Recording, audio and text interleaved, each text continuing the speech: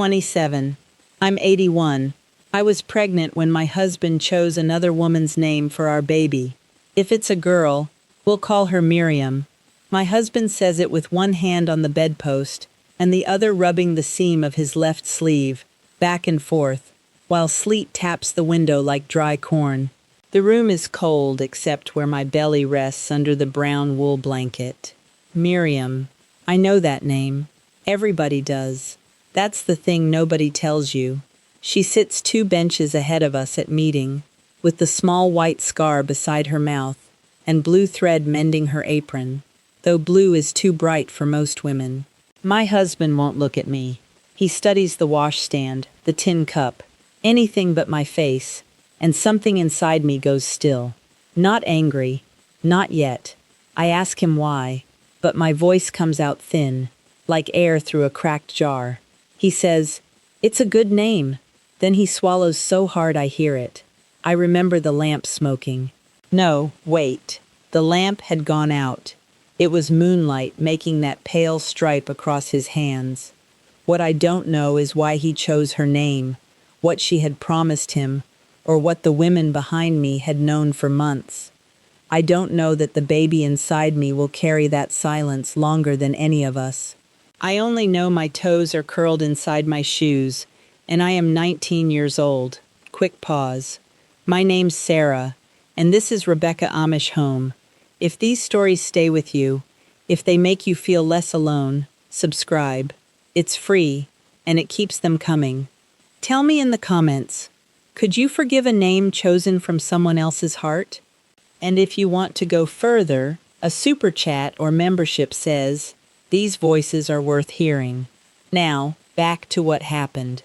In our settlement, a husband spoke first when a child was named, and a wife could agree with a nod or stay quiet until her agreement was assumed. Nobody put that rule on paper. It lived in the way women lowered their eyes when men discussed family matters after Sunday meeting, and in the way my mother slid the baby book toward my father without opening it. The ordnung covered plain clothes, work, worship, and the shape of our days, but deeper rules were learned by watching who got interrupted and who didn't. I was 8 when I understood that silence could be called peace. Papa named my youngest brother while Mama was pale in bed, her hair stuck to her cheek, and everyone praised the choice before she'd heard it. She blinked once, then asked for water from the gray enamel cup. That's the thing nobody tells you. A rule doesn't need words when every face knows what happens to the woman who says no. It showed up in small places. At supper, Jacob chose where we'd sell eggs, and I counted coins into a chipped blue bowl.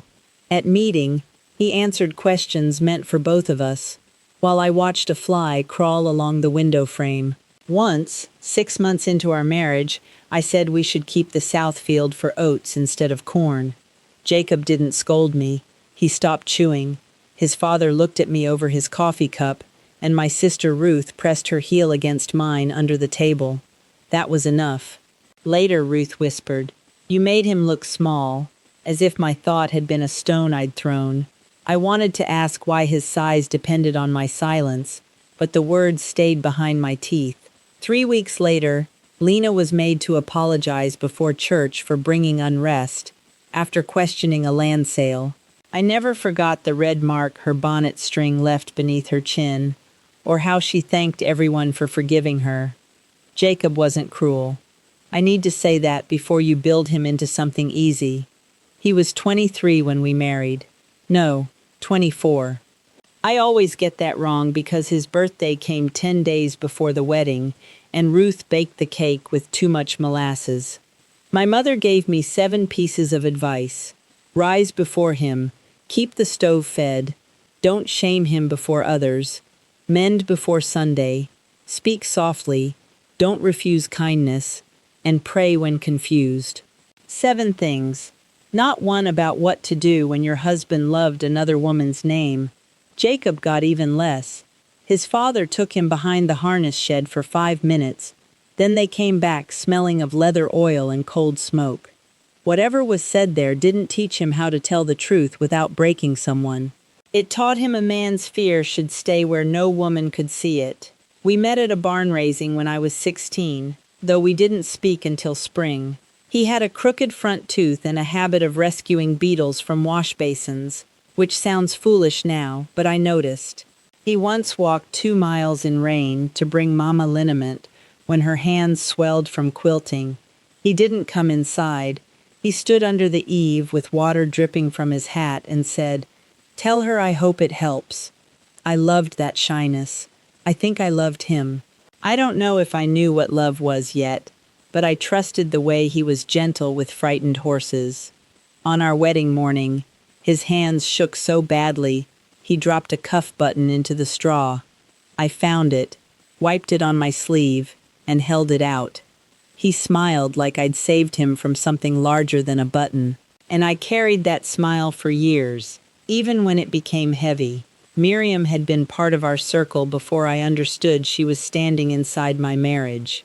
She was a widow's daughter, 21, with brown eyes that looked wet even when she laughed.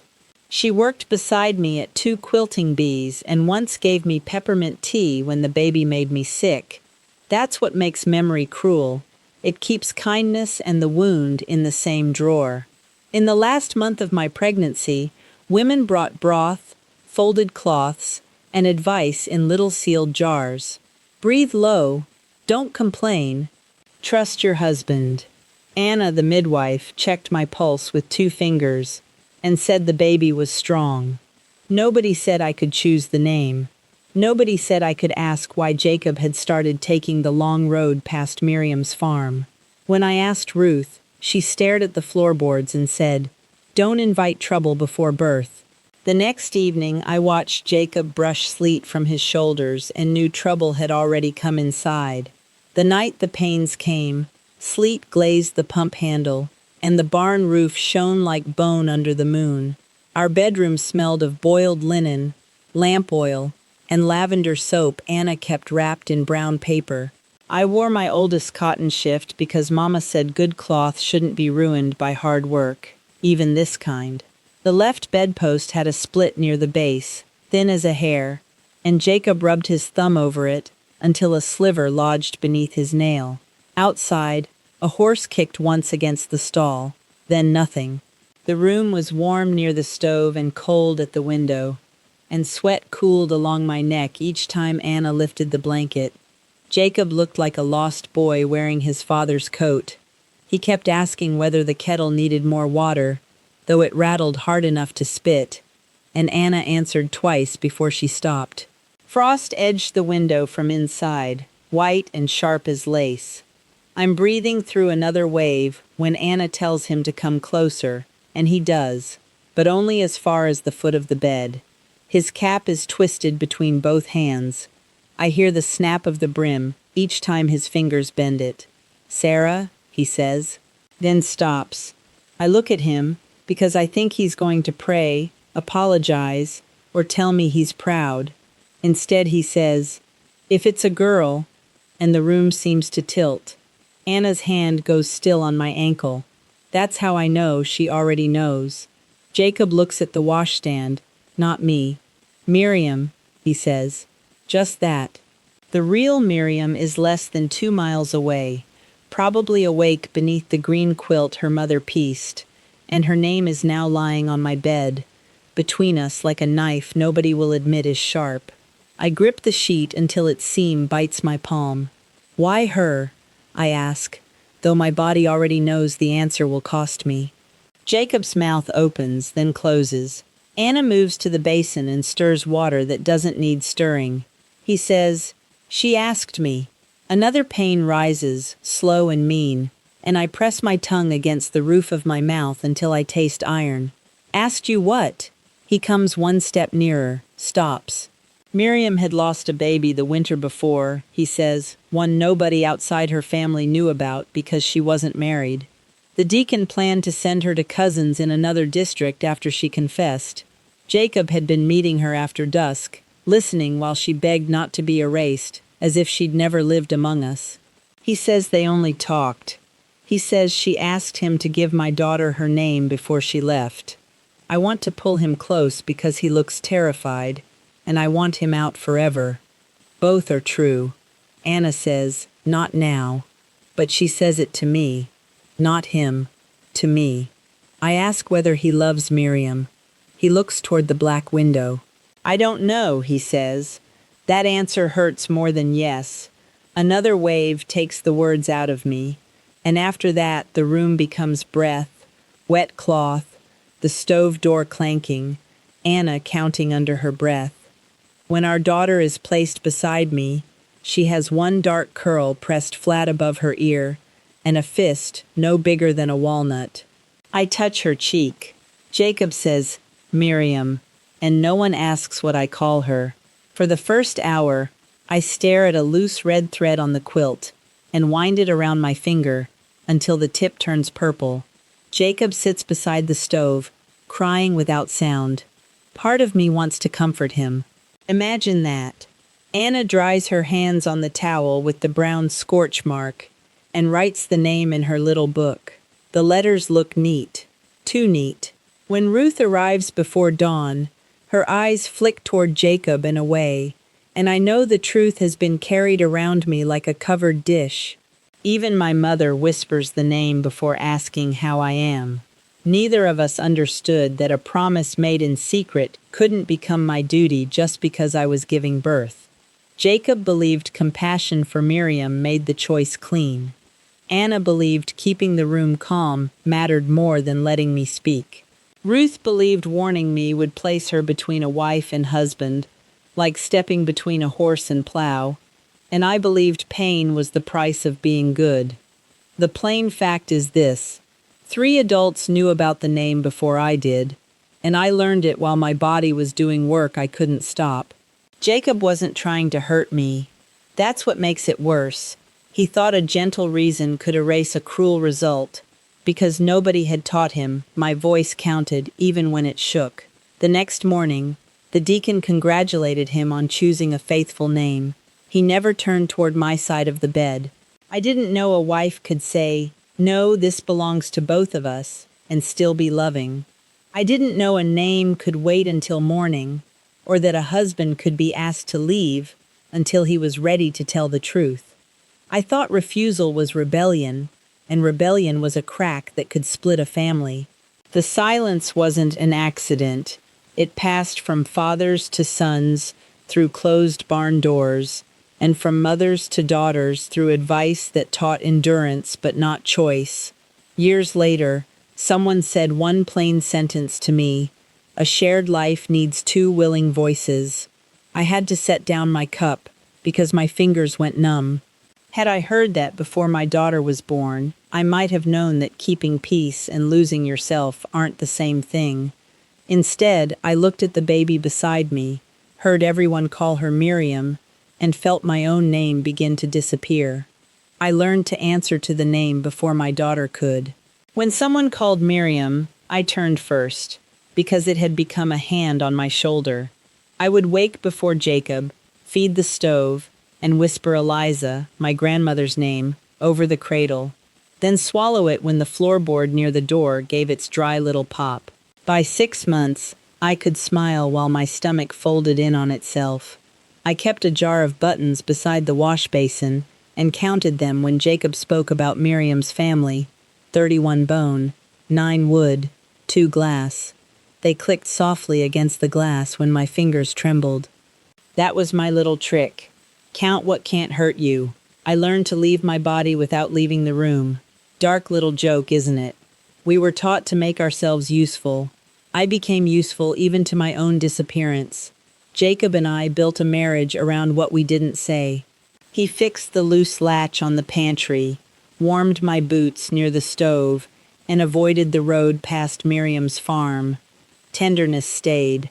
So did the wound. I loved him some mornings, resented him by noon, and laid his supper out because feelings didn't change the milking. Once, while I was mending a sleeve, he said, "I thought I was saving her." I pushed the needle through the black cloth and answered, "You didn't ask what it cost me." He nodded, but we didn't go further. He rubbed the back of his neck and watched the black thread. That's the thing nobody tells you. Silence can look like peace while chewing through the beams. Our daughter grew sturdy and loud, with Jacob's tooth and my habit of humming over dough. Every time someone praised her name, my jaw tightened. Then she would laugh, and I would feel guilty for blaming a child for her birthroom. At washing day the next spring, Ruth and Lena stood beside me with their hands red from lye soap.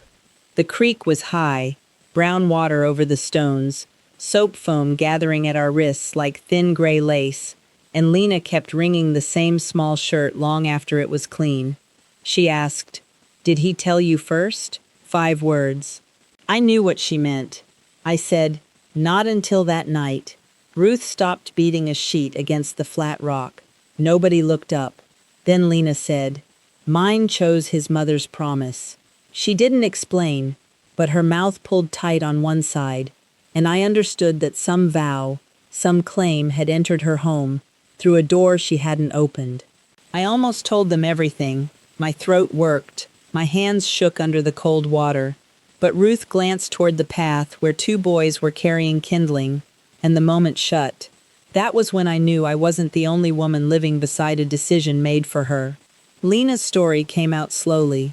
Her husband had promised his dying mother that their first son would be raised to take the family farm, no matter what Lena wanted. She had hoped to send the boy to a cousin who taught reading beyond the 8th year, because he could finish any page. "He sees numbers," she whispered once, holding a cracked teacup. The promise had been made before their wedding, and everyone but her knew. When she questioned it, the bishop told her a mother's fear could sound like pride, so she apologized. Of course she did. We were very good at apologizing for noticing our own lives. 4 months later, her son left school and began working the north field. Lena stood at the fence each morning with a blue scarf tucked under her bonnet, watching him lead the mare through frosted rows. His lunch pail hung from one hand, dented at the rim. She never mentioned school again. By our 3rd year, Miriam, the woman, not my child, was gone. She was sent to relatives in Ohio before the thaw, without a farewell. Jacob received 1 letter on cream paper with a grease mark. It smelled faintly of smoke even before it burned. He read it in the woodshed, burned it in the stove, and watched the ash. I saw because I was carrying kindling. He didn't know I was there until the door squealed. "She's married," he said. I nodded. He said, "She named her baby Sarah." I thought he was making a cruel joke, but Jacob didn't make jokes when his face looked like that. I remember, no, actually, wait. It wasn't her baby. It was her little girl's middle name. I learned that later. Still, my knees weakened. 2 women had been turned into names inside homes where neither of us spoke freely. I don't know what to call that. A tribute? A theft? Both, maybe. I am 68 when I first see the word consent printed beside a drawing of 2 open hands. I'm in a county health office after leaving the settlement to live with Ruth, and the chair is orange plastic with a comma-shaped burn. A young counselor named May slides a pamphlet toward me because I say, "I don't know why that night still lives in my chest." The page says consent means a choice made freely, with enough truth to understand. My whole body jolts. My heel knocks the metal leg of the chair. The sound is sharp. A clock behind May ticks too loud between each breath. May reaches for me, then stops herself and asks, "May I?" Nobody had asked before touching me when I was upset. I stare at those 2 words until the print blurs. May also draws a circle and writes boundaries around the edge. Inside, body, voice, name, choice. I begin to cry before she caps the pen. I'm not angry at first. I'm just sad. Devastatingly sad, though that sounds too neat. I grieve for the girl on the bed with the red thread around her finger, for the young husband twisting his cap because duty was his only language, and for the other Miriam, riding away before sunrise with her shame packed in a black trunk. We were all prisoners of the same silence, but the bars pressed differently. And I carried that. I carried it in my jaw, my stomach, every apology before a question. May tells me, not knowing the word didn't mean you didn't feel the loss. I look down at my hands. They are my mother's hands now, spotted and knuckled. I want to hold that 19-year-old as my daughter. Sorry. Give me a second. That girl still feels close. I want to tell her she isn't wicked for wanting a say. What I mourn most isn't the name itself. It's the life that might have changed if one person had asked before the sleet. Jacob and I might have sat at the table, told the truth, cried, waited. We might have still chosen Miriam. That's the hard part. I could have chosen it freely and loved it. The theft was choice. When I tried to explain this to a woman at the library, she said, "Why didn't you just change the birth record?" She meant kindly. The library radiator hissed beneath a poster about seed exchange. I could tell by the way she pushed the sugar bowl toward me. But ink wasn't the cage. It was every loved face saying a good woman made room. I had left the settlement by then, yet the rules still lived in my shoulders. Outside, people thought leaving ended it. Inside, leaving proved I was weak. I belonged nowhere for a while. Still, that place gave me real things. I still hear horses breathing steam into blue dawn, harness rings clicking while the sky turns pale over the corn. I miss bread from a wood stove, dark underneath, warm enough to melt butter. I still make it when winter closes the windows. And I miss my grandmother's hands when she prayed, thumbs crossed, one nail split from husking corn, her voice low enough to bend the room. Those gifts are mine. I won't return them because harm lived beside them. I am homesick for a place that hurt me, and I don't think that makes me foolish. Beauty and harm can live in the same house. The harm had a name too, silence dressed up as holiness. I can say that without hating the people who taught it. Most carried what they'd been handed, wrapped so tightly they mistook it for love. Now I choose in small ways. I ask before hugging my great-granddaughter. I let people finish, even when their words scare me. I call my daughter Miriam because it is her name now, fully hers. And when she asked why we chose it, I told her the truth at my green kitchen table. The vinyl had one white burn near the salt shaker. She cried. Then she took my hand and said, "You should have been asked." 5 words. Funny how a life turns on 5. Jacob died before I learned how to speak this plainly, and I still wish I could tell him I understand his kindness and his failure. Both were real. I keep the cuff button from our wedding in a matchbox beside my bed. Some nights I hold it and remember that boy. I don't forgive the silence, but I have tenderness for the people trapped inside it. If you grew up somewhere your own body was kept from you like something dangerous, I see you. If goodness meant making yourself smaller, I see you. You survived, and that is enough. You're not broken because it took years to find the word for what happened. Your body may know before your mind has words. To the one who's still inside, your questions aren't betrayal. To the one who left, grief doesn't mean you made the wrong choice. To the one thinking about leaving, fear isn't proof you must stay. To the one who's married, and only now realizing how often your no became silence, your voice still belongs to you. To the one who recognized herself just now, breathe, feel the floor, and know clear sight isn't shameful. Wherever you are in this, I see you, and you are not alone. Leave me a comment, tell me what you felt, or about the first choice you remember someone making for you. There's more I haven't said. I'm just getting started. There are stories I haven't been brave enough to tell, but I'm getting closer. Stay for the next one. Subscribe to Rebecca Amish Home to stay near these voices and truths kept behind closed doors. And to the members and Super Chat family, you're the reason the next story gets told. The door is always open. I'm 81 now. My daughter is 61. And when I say her name, I no longer hear only loss. I hear the woman she became, the choice she gives her own children, and the voice I found after so much quiet. You don't owe silence another year of your own life. Your voice was always yours.